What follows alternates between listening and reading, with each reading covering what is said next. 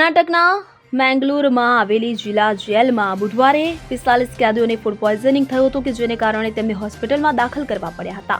મળતી માહિતી મુજબ બુધવારે બપોરનું ભોજન કર્યા પછી કેદીઓને પેટમાં તકલીફ થવા લાગી હતી કે જે બાદ તમામ 45 કેદીઓને સ્વાસ્થ્ય સમસ્યાઓની ફરિયાદ બાદ સરકારી વનલોક હોસ્પિટલમાં દાખલ કરવામાં આવ્યા હતા। હોસ્પિટલમાં દાખલ આ કેદીઓમાંથી એકની હાલત ગંભીર હોવાનું કહેવાય છે અને તેને આઈસીયુમાં સારવાર આપવામાં આવી રહી છે। જેલ અધિકારીઓના જણાવ્યા અનુસાર કેદીઓને બપોરના ભોજનમાં ભાત સંભાર અને નાસ્તામાં પૌંહા પીરસવામાં આવ્યા હતા। બપોરના ભોજન પછી 3 વાગ્યાની આસપાસ કેદીઓની તબિયત બગડી હતી। તો આ કેસ વિશે માહિતી આપતા મેંગલુરુ શહેરના પોલીસ કમિશનર અનુપમ અગ્રવાલે જણાવ્યું હતું કે બપોરના ભોજન પછી જેલ અધિકારીઓએ જોયું કે કેટલાક કેદીઓની તબિયત અચાનક બગડી ગઈ છે।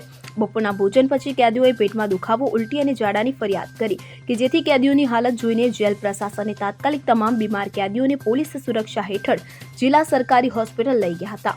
હોસ્પિટલમાં દાખલ એક કેદી સિવાય અન્ય તમામ કેદીઓની હાલત સ્થિર હોવાનું કહેવાય છે। આ ઘટના પછી આરોગ્ય વિભાગની ટીમે કેદીઓના પીવાના પાણી, સવારનો નાસ્તો અને બપોરના ભોજનના નમૂના એકત્રિત કર્યા છે અને તેને પરીક્ષણ માટે લેબમાં મોકલ્યા છે।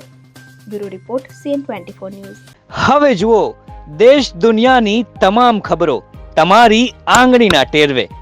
ઉઠાવો મોબાઈલ અને Google Play Store પરથી ડાઉનલોડ કરો અમારી CN24 ન્યૂઝ મોબાઈલ એપ।